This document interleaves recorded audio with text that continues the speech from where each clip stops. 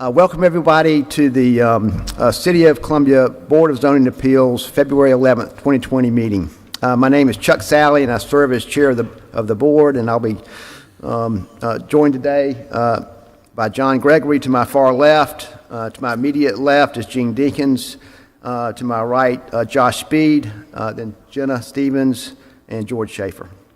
I'd also like to introduce the staff sitting at the table in front of us, Rachel Bailey, the zoning administrator, and Hope Hasty, the deputy zoning administrator. Also helping today, Andrea Wolf and Erica Hyen.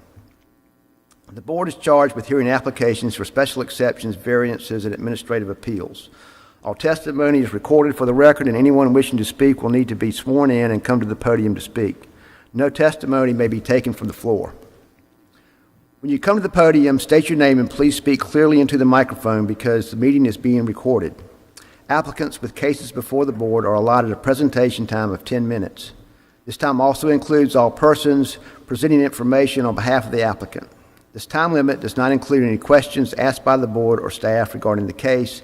Any member of the public may address the board in intervals of 3 minutes or 5 minutes if by a spokesman for an established body or group of 3 or more. The applicant then has 5 minutes for rebuttal, and the board reserves the right to amend these limits on a case-by-case basis.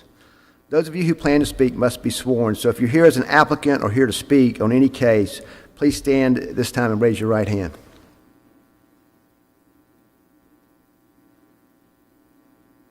Do you affirm or attest that the testimony you will give today is the truth and nothing but the truth? Okay, at this time I'll turn the meeting over to Ms. Bailey. Good morning. Just a little bit of housekeeping. I wanted to announce that item number 4 on the regular agenda, case 2019-0075 for 1324 Richland Street. It was originally deferred. It has since been withdrawn by the applicant, so it will not be coming back before you all. The Board of Zoning Appeals uses the consent agenda to approve non-controversial or routine matters by a single motion and vote. If a member of the board or the general public wants to discuss an item on the consent agenda, that item is removed and considered during the meeting. The board then approves the remaining consent agenda items. Today's consent agenda consists of the approval of the January 14th, 2019 minutes. Item number 2, case 2020-0001 for 7338 Garners Ferry Road. This is a special exception to permit a drive-through facility for a restaurant use. And item number 3, 2020-0005 for 737 Gadsden Street, a special exception to permit an alternative parking surface. That's all on the consent agenda today. Very well.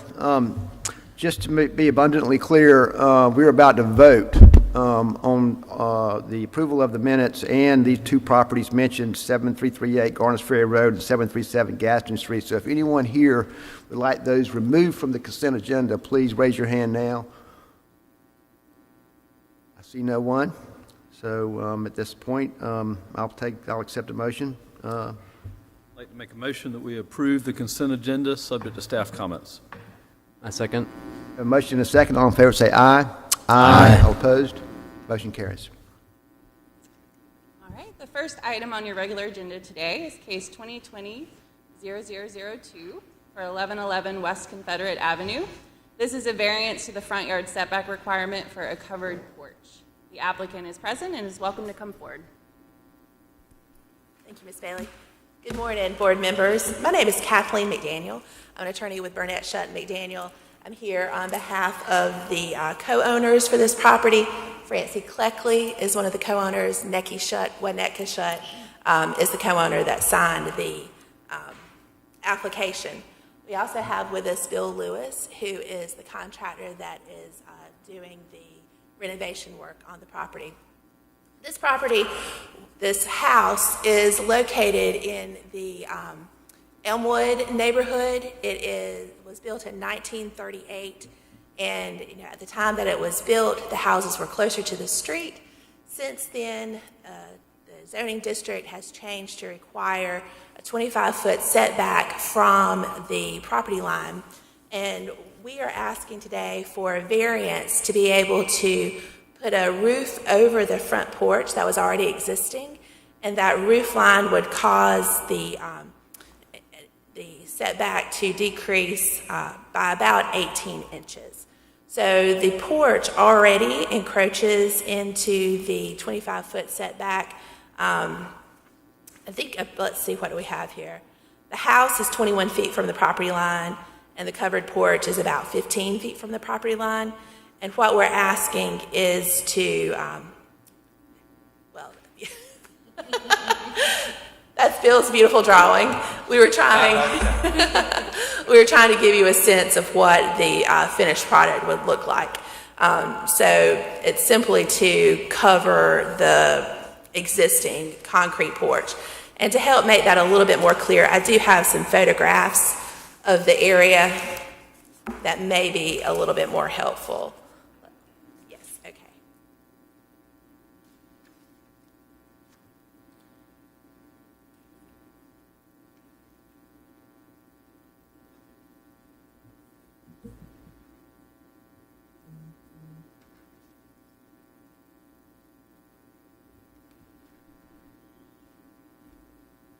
All right, while she's handing that out, what we're looking at attachment 2 here is an example of the shingling that would go on the front of the covering over the porch, the entranceway to the door.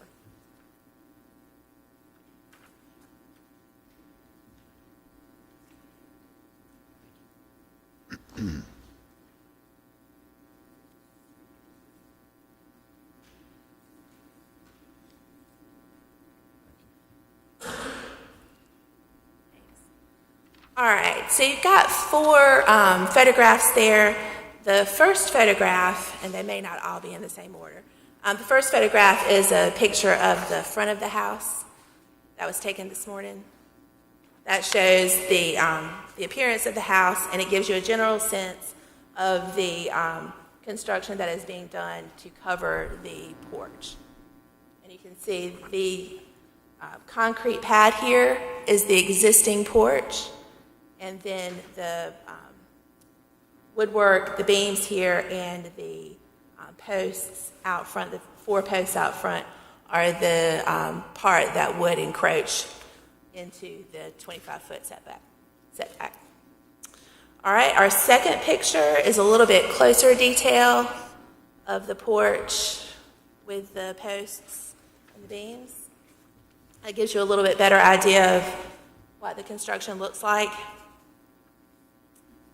The third photograph is a photograph from the side, and you can see that having a sort of foreshortened front yard is consistent with the look and feel of the neighborhood, the way the other houses are constructed in the neighborhood.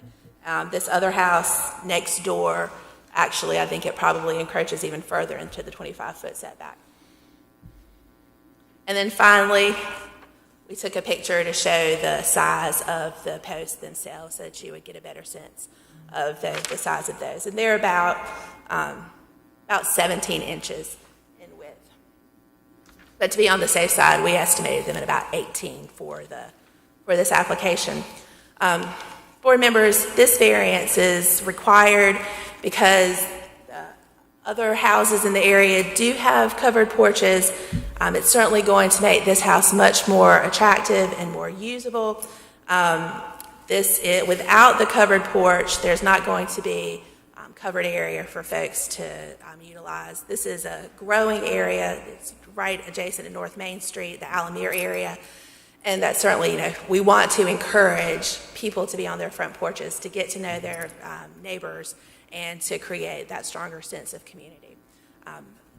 If you have any questions for me or Ms. Cleckley or Mr. Lewis, we'd be happy to answer them. Did you say that the encroachment is 18 inches over the 25-foot setback line? It's actually the encroachment currently of the concrete pad. There's really only 15 feet of front yard as it stands now. And so from the concrete pad to the property line. And so we're asking for the additional 18 inches for the overhang and the posts of the front porch to be covered.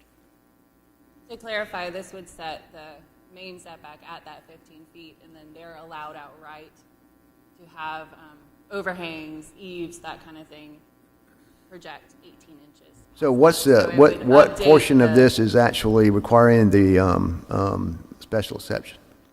The variance. I mean, the variance. The house was constructed before the 25-foot setback was in place, so it's non-conforming where it sits right now. So if they're going to expand the roof out, they have to request a variance to be able to have that setback of the 15 feet. Gotcha. But the house currently already sits in front of the 25, it's about 21. Did you not say that, Eric, give me a second, I just want to get this clear in my mind, that the open overhang can go out in that setback area or cannot? It can go out 18 inches, 18 but their inches. setback is 25 feet. So, and then Understood now. with those covered porches. Perfect. What's the photograph of the house at 919, attachment number 2? What is that? Just a, That's simply to show the shingling on the front of the roof line. That's just to demonstrate what we're planning to put on the front of this roof line as well. example, not related to Yeah. Correct. But what I'm getting from that picture in this is that you plan on continuing the same roof line all the way out and not change the elevation of it? Is that right? I'll let Bill answer that. Would you please come to the microphone? What was the question? So the roof line remains the same? In other words, you're not dropping the roof line down from the existing awning? That's right. If you look to the left of that, that's existing now. And then we're going to, the portion to the right of that is no roof there at all now. It's just a patio. So yeah, we're going to bring it right straight across, all the way across. But that one part of the roof up here, where you see the V go up and down, that's where we're going to put the shingles. We'll take a look at the photograph of the project in progress. Yeah. So if we take a look at this photograph, Right? and Bill used that to explain better. Right. So the part that was existing on the house when we started is the part where the shingles are going to go. The part to the right, we're going to obviously have to slope that roof, but we had to stop the project until we came here to get the Understand. variance. Right. And so you, on your drawing, you're showing a metal roof? Right. What will be covered on the front of the porch will be metal because it's only going to have a slight slope. So I can't put a shingled roof on there because we won't have enough fall. Oh, you're gonna, so it will be a flat roof? That's what It's not going to be flat. It will have some fall to it, but the pitch won't be enough to hold an architectural shingle because the water will run back up underneath the shingles if we don't have enough pitch. Understood. Yeah, I mean, Chuck, I think this case, it demonstrates the criteria to meet a variance request and, you know, with the property being built in 1938, you know, that's an extraordinary exception or an extraordinary condition pertaining to this piece of property. Okay, let's see if anybody else wants to speak before we get into Okay. discussion on that. So thank you very much. Is there anyone here to speak for or against this application? I don't see anyone. All right. Let's go back then to board discussion. Y'all can have a seat if you'd like.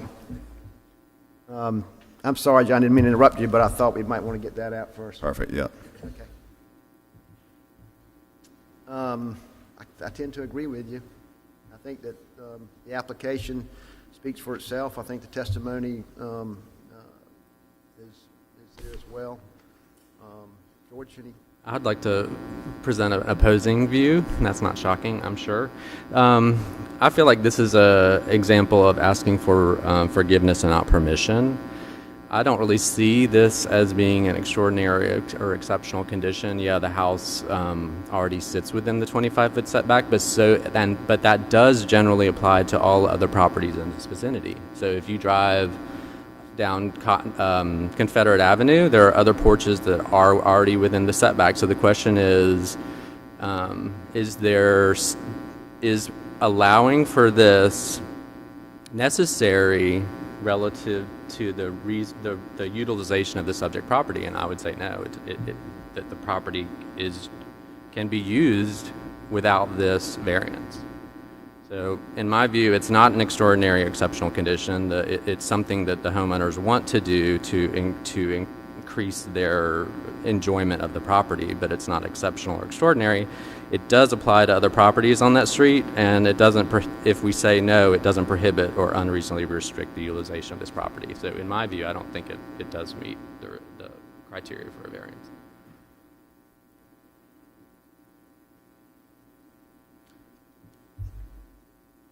I appreciate that viewpoint. I have to say that I disagree.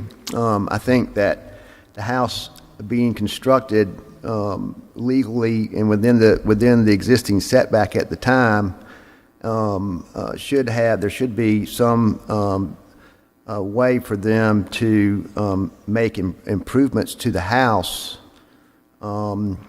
which they're doing and showing it at literally a minimal from the standpoint of the existing front porch. They're basically just extending it beyond that for the columns and for architectural to make the porch look better, which I think it does. And I agree with you that about one thing, and that is obviously they got started and didn't realize what was going on and had to come back and ask for a variance. But to me,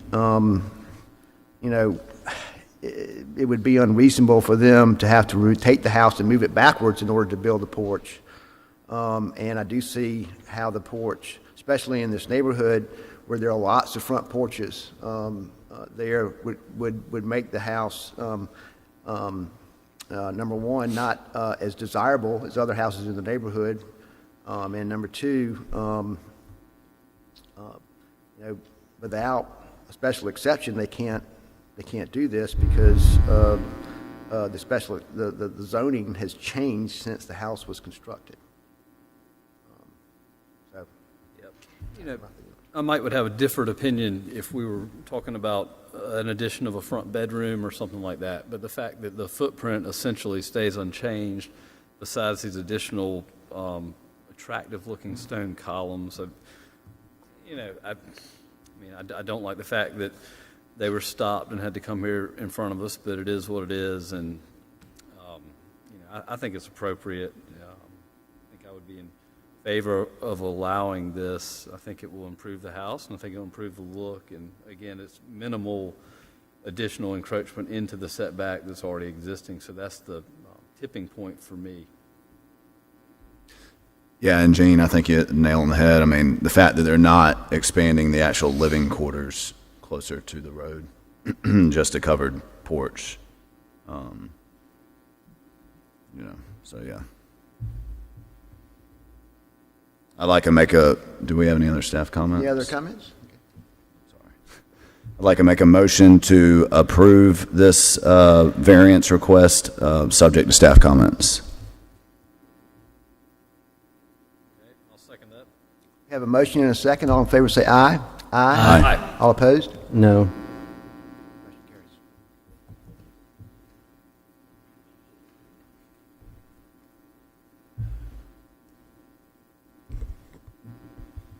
The next item on the agenda is 2020-0003 for 1413 Palmer Road. This is a variance to the side yard setback requirement for an addition to an accessory structure. The applicant is welcome to come forward. All right, good afternoon. My name is Patrick Gibbons. I am the homeowner at 1413 Palmer Road. And the scope of the project includes an addition to an existing carport, an open-air carport. I want to add 10 feet to the back side of it and close that portion of it in. The existing carport was built in, I think, 1981 and has an approved variance request. And this project will not encroach upon any further setbacks other than what's already encroached upon, the side parcel variance. It will add to the back, but I will not encroach in the back portion.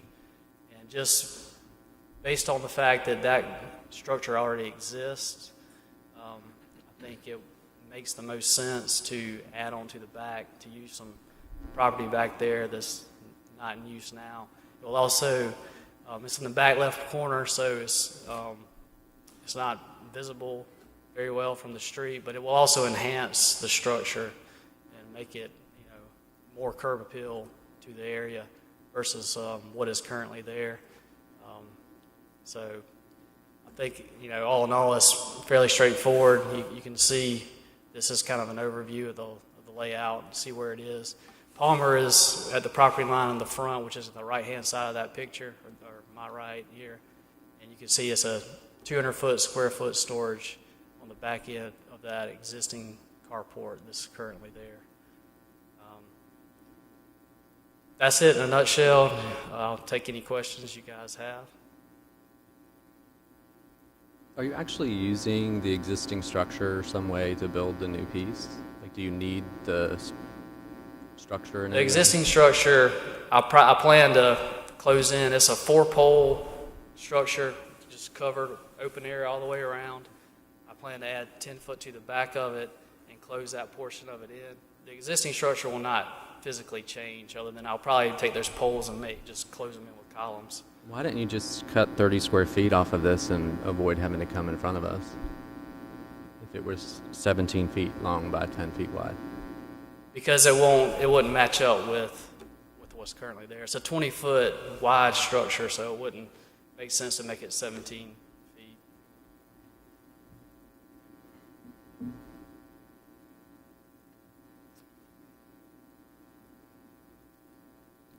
Yeah, I guess instead of the 17 foot, it'd be cut it off Yeah, I'd have a to few make it feet, 10 7 foot feet. shorter. on I that, guess I yeah. could make it 7 foot. Is this one of those pre-cut type structures and you buy it from Lowe's or Home Depot? No, it'll be stick built. Stick built? Okay. It'll be hardy plank. It'll be 2 double doors on the front with lights. I don't have any kind of architectural rendering of it or anything, but it'll match the house. It'll be painted white with a gray door, just like the house is.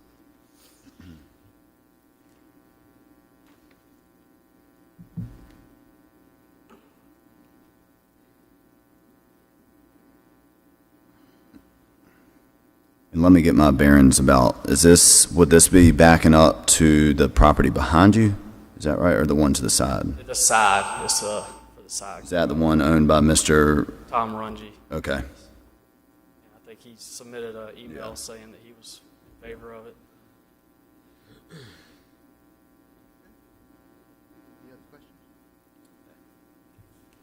Is anyone else in the audience here to speak for or against this application?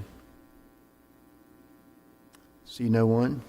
We can move to board discussion. Interesting, a previous owner of the property was granted a variance for the side yard requirement for the existing carport. Certainly, I think although we got a new owner, I think that works in his favor, that been before this board when that was constructed and received the variance, So just so I'm clear, Erica, on this, the setback is the 0 setback or the half-foot setback where the carport is on that side yard and not on the back. It is to the side, so the accessory structure requirement requires 3 feet from any side or rear property line. The 1980s variant is for the open on all side carport. So the reason it's back before you is because this is a closed structure. So I determined it needed a new variance. in an additional structure. Yeah, it's adding on and it's, But it's the same line, it's the same line that the previous variance was granted under, as far as that sideline. It's yes, not I believe the back. applicant intends to Right. keep it at the 0.5. Right.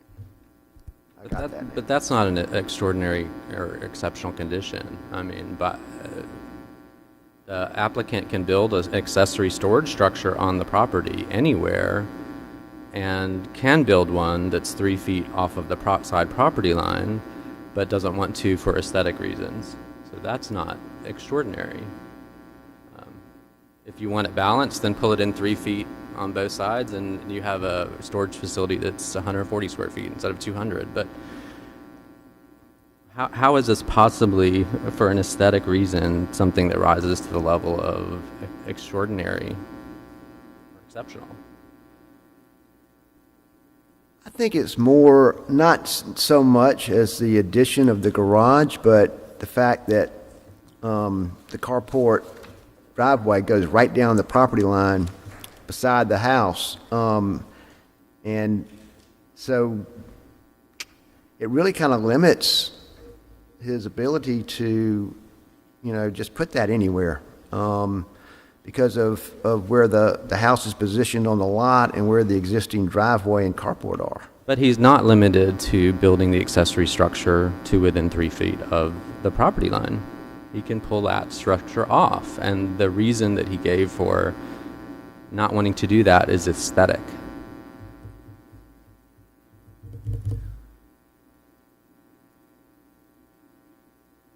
He can build an accessory structure without even having to come in front of us. Understood. Yeah, I hear your point. I see also, though, that I put myself in those shoes. I would probably want my storage shed to match the carport. If you didn't build it all the way, the carport's still there. So, I mean, does it really matter? Is it this is a situation where, because of the location and size of the existing carport, I mean, do you have an awkward looking Yeah, and storage shed my to go to it because the carport is under a special exception? in my counter, George, to that point is, if that existing carport structure wasn't there, then absolutely, we've got, probably the request to get a 3-foot is not exceptional or extraordinary, but the fact that it's already there, that does, and was granted a variance from 1981, that does present an extraordinary circumstance. Yeah, but you're using the exact opposite logic from the first case. This is a solid structure. So in the first case, what made you comfortable about providing that variance was that the porch was not an enclosed structure. So we have the exact opposite condition in this proposal, where what is being added is a solid structure, and the reason that the side yard variance exists is to prohibit solid structures from being built 3 feet off of side yard property lines. So it seems like we're using an entirely different, it's the exact opposite point of view to approve this.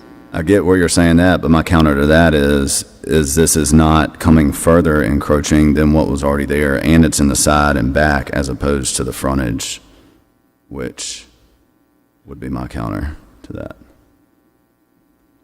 So I think the cases are a little bit different, not exact. George, let me ask you, because certainly you are the expert as the architect on the board.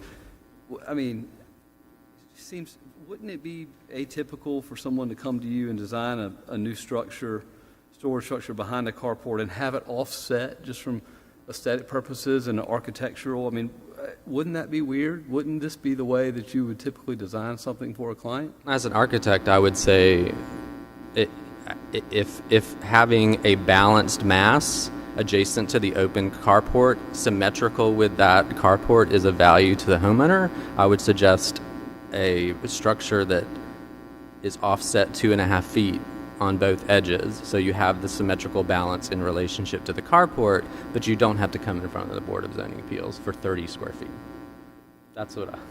As an architect, I would actually advise my client that there's a design solution here.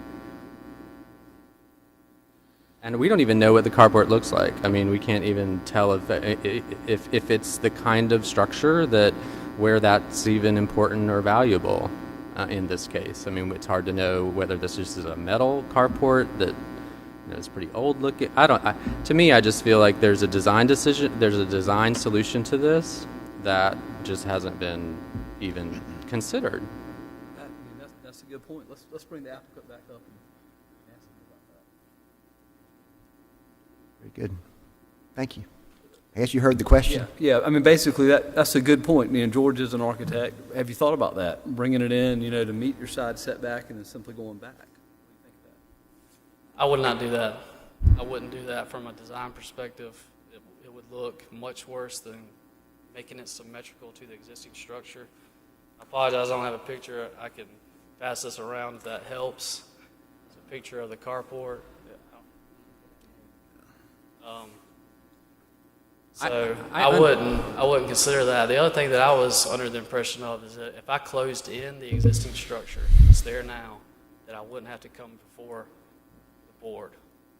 So adding on, not encroaching any further than I am now to the existing setback and closing the back end, I would think, even though it's a closed-in structure, the fact that I wouldn't have to come for the board to close in the existing structure, I don't know why it would make that much of a difference if I'm closing in the back.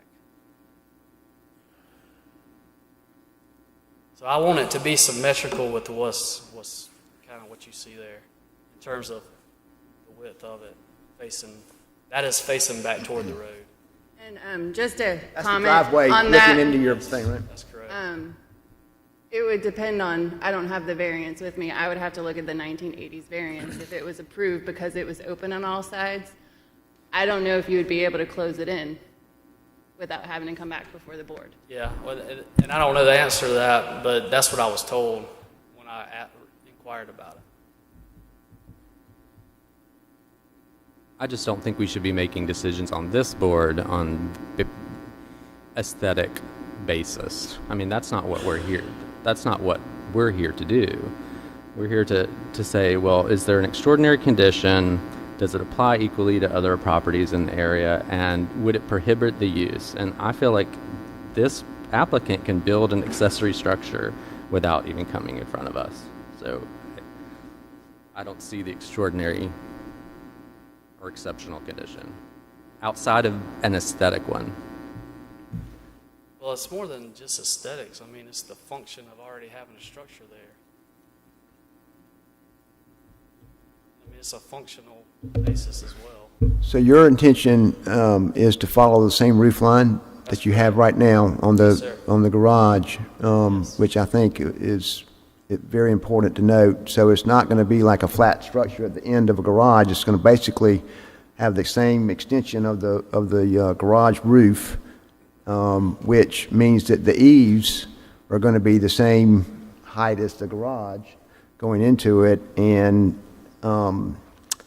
it clearly is the best place to put it because of where the pitch is on the roof. You can't put it on the side because then you've got a situation where you've got a roof that pitches down, and now you are going to be looking at a flat situation, which would not be nearly as aesthetic as what he's proposing.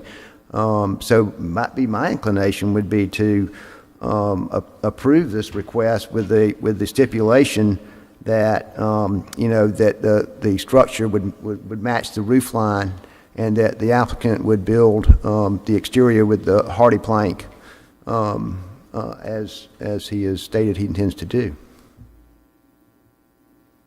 Yeah, I mean, I think, well, I mean, George, you make some really good points, and I think your idea about pulling it in 2.5 feet each direction, simply going back, that's a good solution also. But I think we got to give him some credit at least for the previous variance that was granted in the early 80s to construct the carport. So the former owner came before the city, and we granted that ordinance, and now he's going to hook on to it to build a useful addition for this property. So I mean, that kind of sways me that this has already been here, vetted out in front of this very same board and approved. So we're not talking about a brand new situation where he's, like you said, he's got room everywhere to build this structure. He's simply tying into and attaching on to something that's already been approved by this board before. So I give him some credit for that.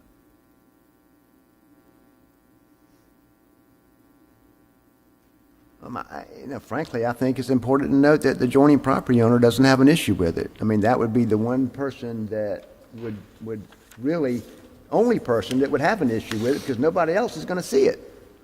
And for the record, he's a lawyer, by the way.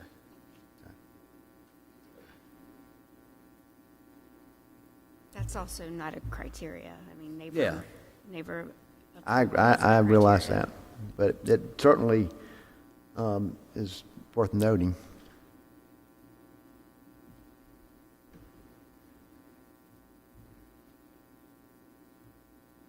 So I'd like to make a motion that we approve this request with the condition that the structure will follow the roof line of the existing garage and that the exterior will be a hardy plank exterior as described by the applicant and subject to any other comments of staff. Make a second. We got a motion and a second. All in favor say aye. Aye. All opposed? No. 2 opposed and 4. Passes.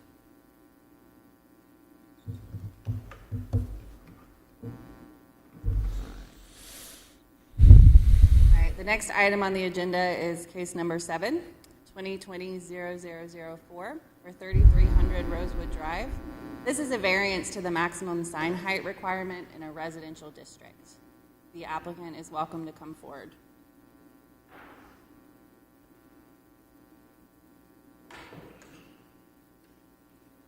Good morning. My name is Marion Duncan. I represent Signtech Industries, West Columbia. I may say that we've had the privilege of building signs in Columbia and the Southeast now for 38 years as of this month. So we appreciate the opportunity that you would allow us to come and present. I represent the school, Rosewood Elementary. Like many schools in the state, they're looking for getting additional signage or sign that is more valuable to the communications end. All schools have to be able to communicate with their students and their parents and the community. And the LED sign has become the chosen product by many schools across the state to accomplish this. Now, in this particular one, describe the extraordinary and exceptional conditions that pertain to the property. And you might want to switch that, someone's controlling that, to maybe show the one. There we go. It has a fence. The fence is 6 foot tall. There are no options to remove the fence. It's there to protect from people coming into the schoolyard and also to protect school students from getting out of the yard. So from that standpoint, it does block the visibility. So if a sign was built to go according to the same sign criteria approved today, it would totally set below the height of the fence. So it would not be usable, and there are no other areas. That fence runs the complete length of that school. Now, there is a sign there now that you might be able to go to. Maybe one more. Here we go. Now, this sign has been there maybe for, my guess, 20 years. It is old, it's outdated, would need a lot of service.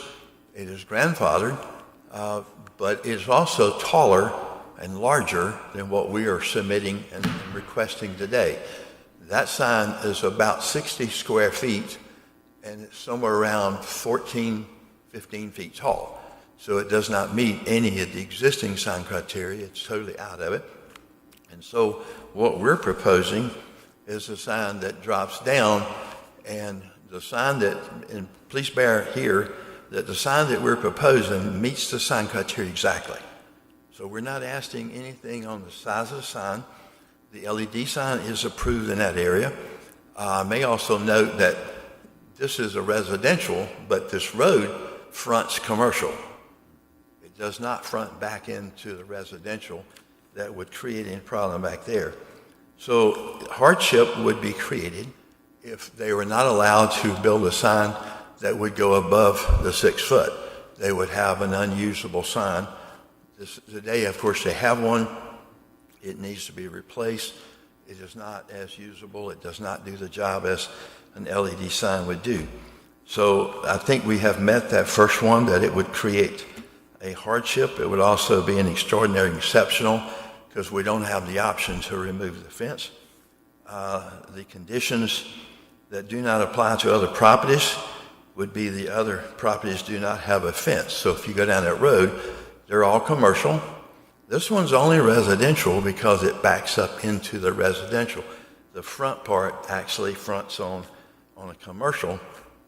And so the other properties down through there, I have installed many signs down this street that are exactly like what we're wanting to put, but they're not in residential and they pass without any problem. So we have the church down, Grace Church right down below it. We have the fire extinguisher place. We have the car wash signs. All of these are very similar to this, but they don't have a fence, so we're able to keep them down. So another number 3, describe the ways in which the application of the requirements of the zoning ordinance effectively prohibit unreasonable restriction. I think we've covered that. Now, a sign is a totally necessary tool today for teachers to be able to get messages out to students, the community, and to the parents. It just doesn't work. It's been a proven fact. You can't give a note to a student and expect it to go home. So the school puts the messages on the signs. The parents come to get the kid, and there's the messages that, hey, we have a meeting at a certain time and you need to be there. So without the sign, it prohibits the school's ability. Another thing that the LED sign does, it has been used successfully when schools go in lockdowns. These signs are set up that if somebody goes on that property and there is an infraction of the rules or something for them to be concerned with, a person in seconds can hit a message to that sign. This school is in lockdown. Don't come on the property. Call the police. It is proven out even in South Carolina that these things could instantly protect those students and get that message out like no other sign can do. Describe the ways in which granting the variance will not be substantial detriment to the adjacent property. I've mentioned this is facing the commercial side, and other signs down that road are the same size. The existing sign is much larger than the prepared sign, and by granting request of a new sign, it's much more attractive. You can look and see. Go back to the other picture, thank you, if you will. Now what we have done, we have proposed a brick structure to match the bricks on the school. So it sits there, and that equals the height of the fence. So what we're doing, we're just using a brick wall, raising the sign that would be accepted on all bases. That sign meets all the requirements from every part of it. We're just using that to overcome the height of the fence so that the sign can be beneficial and usable. And I covered number 6. It's actually all that we're really asking for is to be able to raise the sign to overcome the fence. I may mention too, I was given 3 names of people in the property that we may want to contact. We contacted all 3. None of them that the names were given are on those membership boards now, so they couldn't really give us an answer. But one did go to the meeting that night and said that nobody spoke against from the community of the neighborhood that would be against putting up the sign. They actually liked the way it looked. So, any questions that I may ask? Yes, sir. Will this replace the existing sign and the old sign Yes, be sir. completely removed? We're going to take that existing sign down. Only thing we're going to use is the pole. Set this sign, we'll brick around the pole, come up to the level of 6 feet, and then we'll set the sign on the other. So yes, sir, good question. It will replace it. Any other questions? Is there anyone in the audience here to speak for or against this application? Yes, we do have Dan Stewart. He is with the school district. Good morning. We're in the process of putting in digital signs. Sorry, were you sworn in? Would you raise your hand? I was signing in whenever everybody was standing up. I'm sorry. All right, would you raise your right hand? Yes. Do you affirm or attest that your testimony today will be nothing but the truth? Yes. Thank you. We're in the process of putting in digital signs for all of our 48 schools. I think it's 48. Whether it is PTO money or funds from Richland School District 1. And we do adhere to in the city schools, the height of no more than 4 feet unless we have obstructions.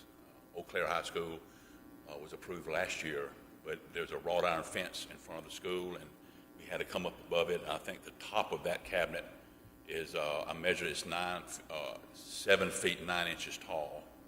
But other than that, we do adhere to the 4-foot height, only when there's an obstruction that will obstruct the line of sight from people on the road, the community from being able to properly see the sign.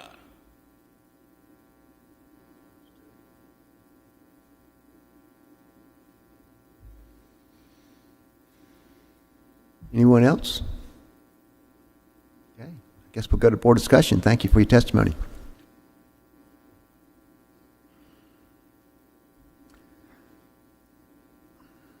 I think it meets all of the criteria as the applicant stated. It's definitely necessary tool to communicate with the parents and the students and the community at whole. It is extraordinary that there is a playground fronting on Rosewood Drive that has to be secured. I think that's absolutely the truth, and I think that it's definitely the minimum necessary and will not be adverse to the environment or to the neighborhood. In fact, I think it'll be an improvement to the existing structure. I agree. Definitely an improvement. Nice. Good design. Yeah, and just being familiar with that area, I mean, the way the topography is, it goes down and then goes back up. So in addition to the fence, you're sitting below the finished grade of the road too. So, Offset from the road enough feet too. There's not any sort of obstruction.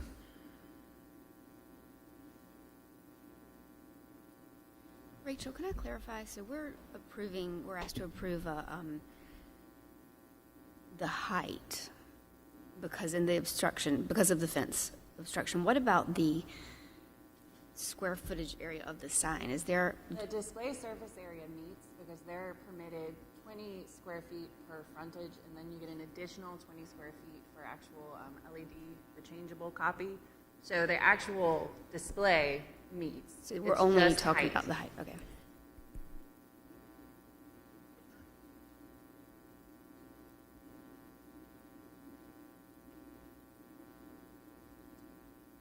that's all I got.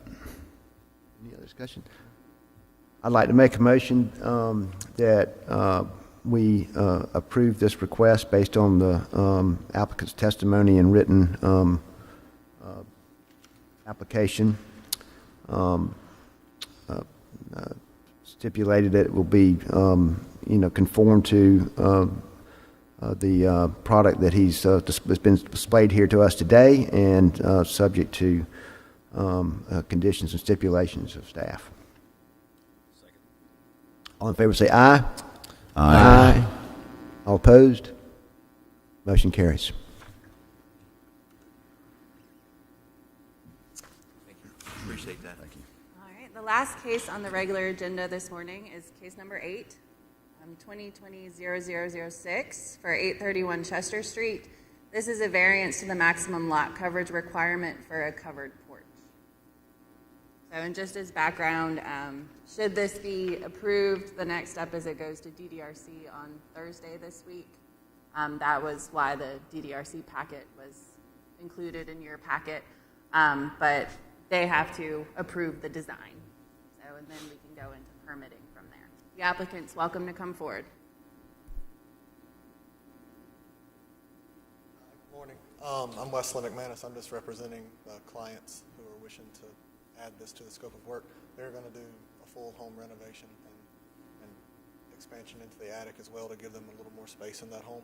And they would like to add a porch. That neighborhood, the other, you guys may be familiar with it, but the first project was in the same area and neighborhood, and it is a pretty friendly, pretty porch sit and kind of hang around and visit area. And with the renovation, the rear porch is something that they would really use on a daily basis and very regularly.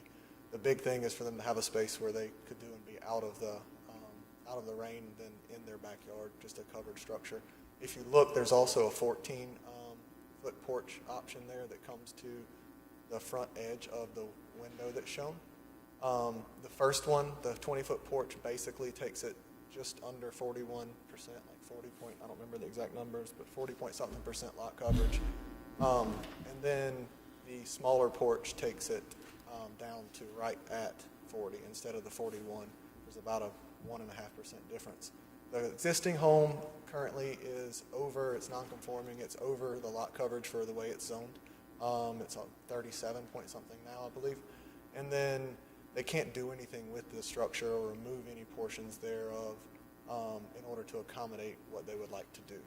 So they're asking for a variance in order to have the ability to build the porch should it be approved by the design review board.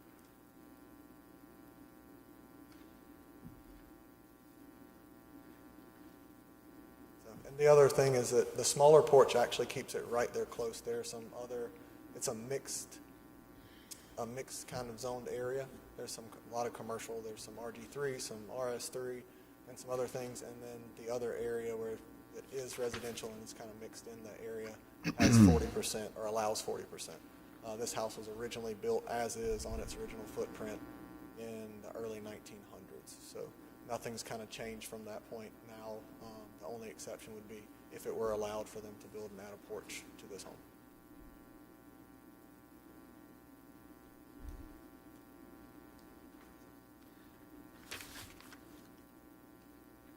I have a clarification question. So in the staff comments and in response to question or criteria 1, it indicates that it's at 37.25%, and they're also indicating in their detailed description that the smaller porch would be under 39%. So I'm just trying to understand which number is correct.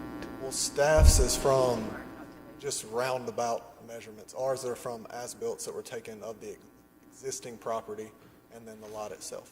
So the small variance could just be from when theirs probably is from when the assessor comes out and measures, instead of where ours was done, measured, and then drawn by our draftsman. It doesn't really matter because even the smaller porch is an increase. Okay. Of course. Rachel, is the DDRC request, is it contingent on this, or is it total? I mean, Yes. it is contingent. Okay. Yes. So if it's approved today, then it would go to DDRC. It has to be approved by both. Gotcha. Am I correct in reading the DDRC staff comments, though, saying that they do not recommend the porch addition? Staff does make a recommendation to that board. The Board of Zoning Appeals staff does not. So they have their recommendation just based on their criteria, but DDRC would make the final decision on their view of the guidelines.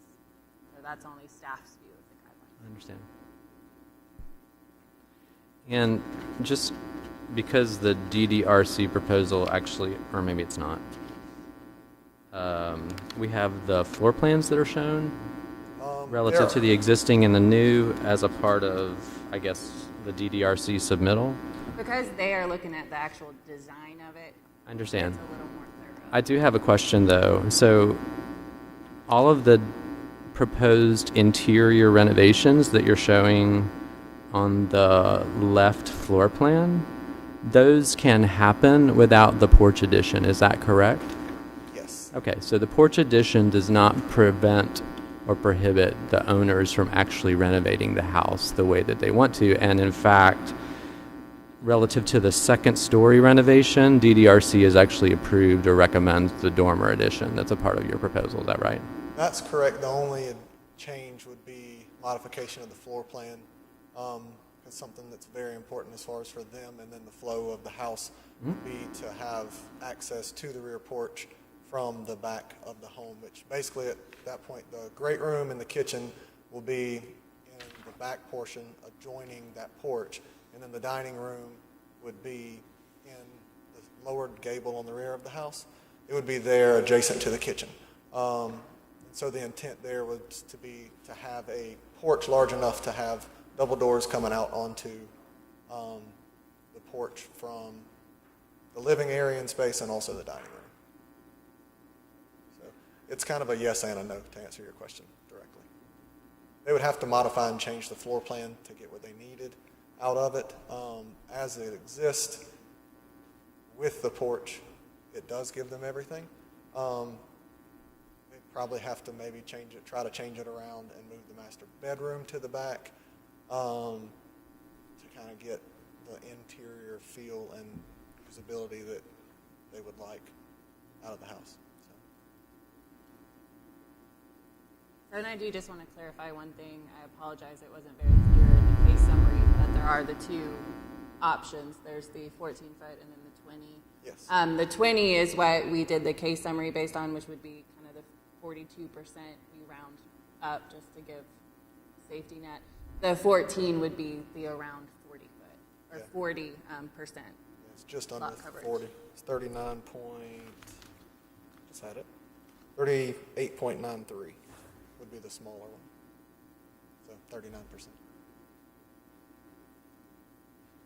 I do have one more question. So in criteria number 3, you reference RG zoned properties in the area. Where are they in the area related to your property?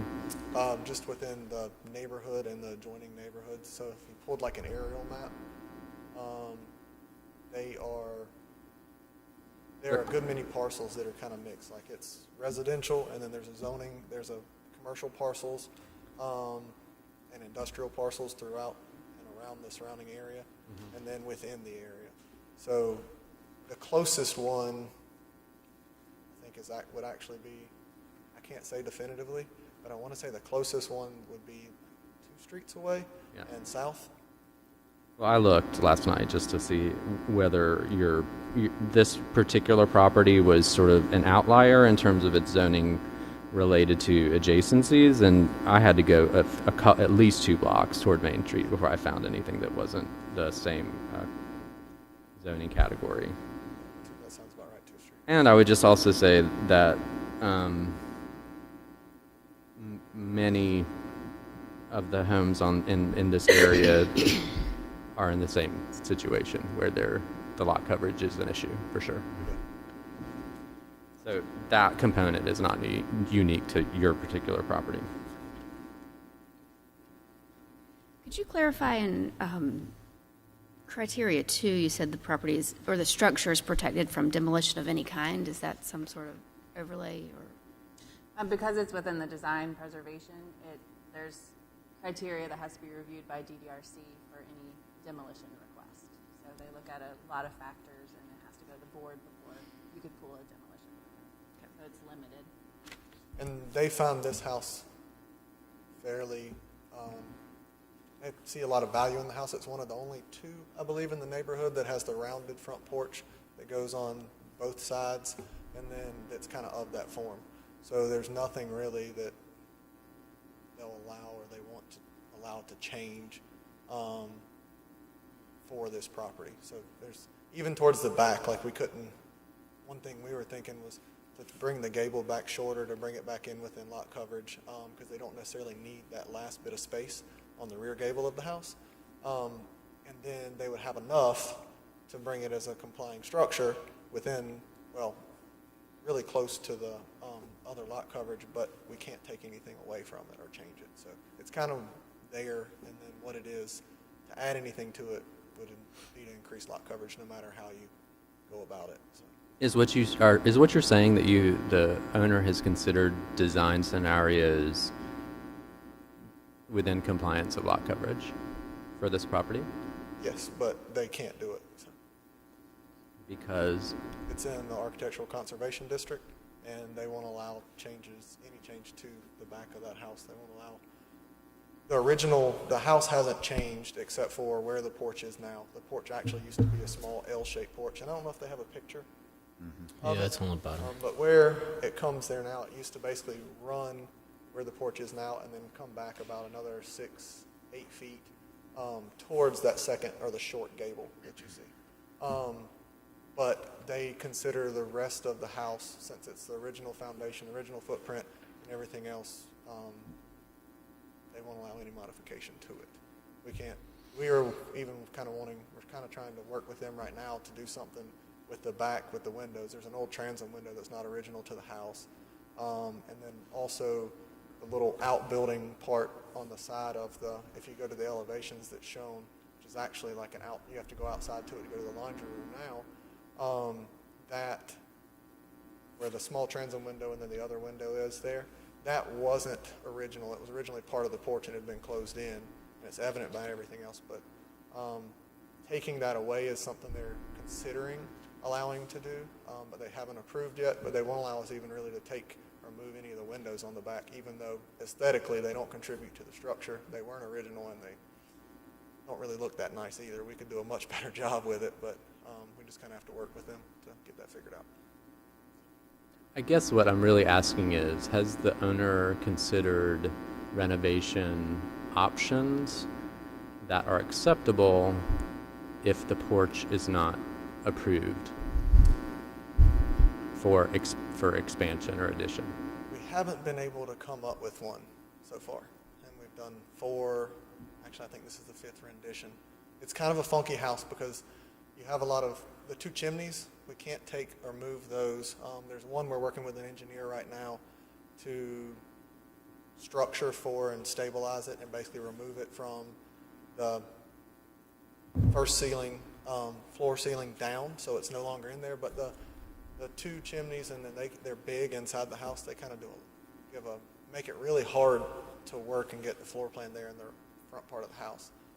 But we're trying to see what we can do for that. The one they want to leave because it would be adjacent to the great room, and it's exposed currently. The other is just right in the middle of anything you want to do and kind of prohibits or precludes you from. Sir? Yeah, I understand what you're saying, but like when you compare the renovation plan to the existing plan, you can do that. Yeah. And have it exactly that way. You just have a smaller existing porch on the back side of the house. Yeah, basically the porch That's remains is what it is, and I believe it's 8 feet deep at that point. They just don't have it's not a porch that they could put a table on, have people, and that sort of thing. Right. But yeah. Okay. Just to clarify, the reason that it is subject to lot coverage is because it is covered. Yeah. So if it was an uncovered porch, they would be able to have it. For zoning wise, I can't speak for DDRC, but if it was uncovered, it wouldn't count against them at all. So they would just have to follow regular setbacks for the poured concrete or however that porch is. It's because it has a roof that it is considered part of lot coverage.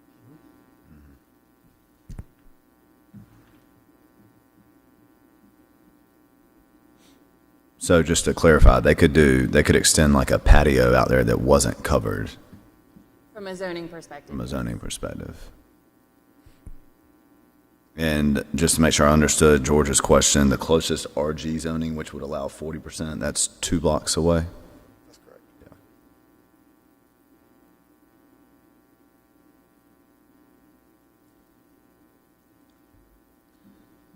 I don't have any other questions. I think George asked some good questions.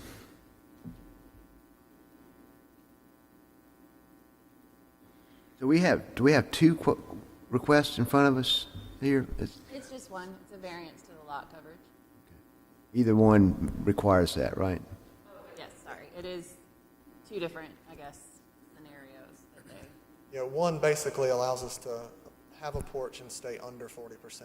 The other ticks us just over, and it's 41 point something percent, and that's the 20-foot versus the 14-foot deep porch. Yeah, and staff, just for room for error, it was Yeah, pretty round it much, up. it's a 40% or 42%.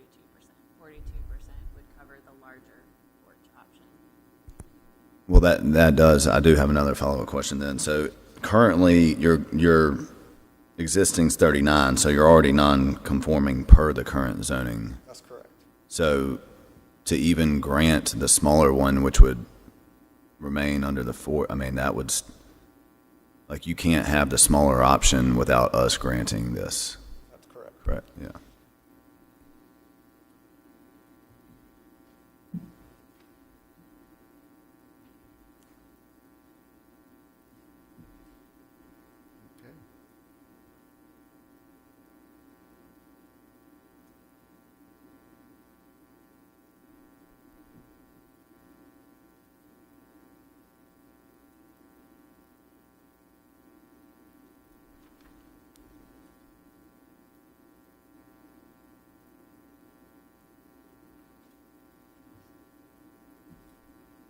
there any other?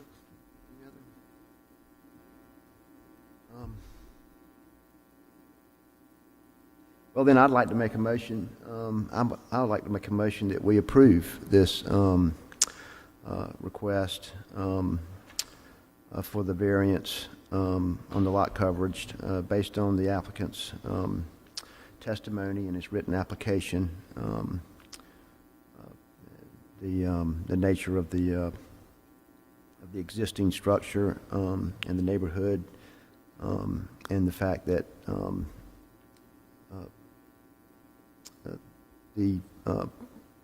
I think the fact that the flow of the house to be covered requires that, and I don't believe that that's an unreasonable request. So my motion is to approve it, subject to staff's comments and stipulations. Are you approving the 40% or the 42%? 42% is what I'm proposing.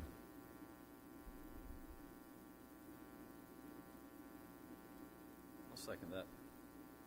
Have a motion and a second. All in favor say aye. Aye. All opposed? No. Opposed, no.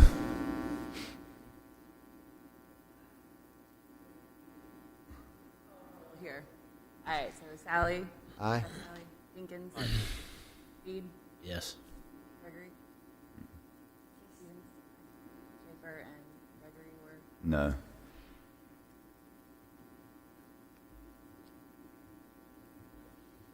Thank you for your time. Well,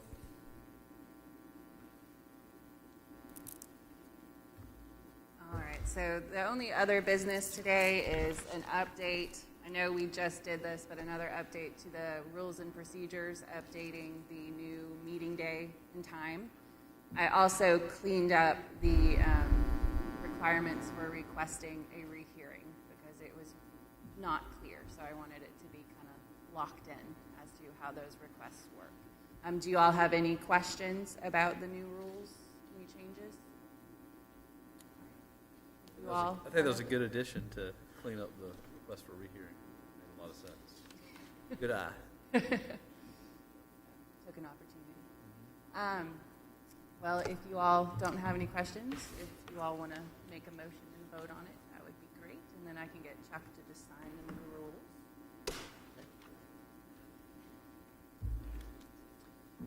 Move to approve new rules of procedure. I second.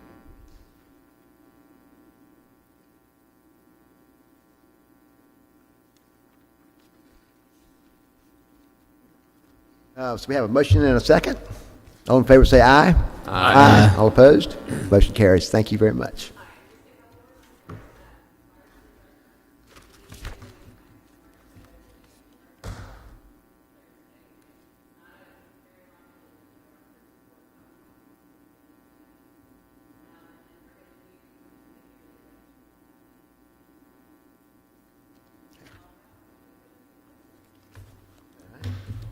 I make a motion that we adjourn. I second. All in favor say aye. Aye. We're now adjourned.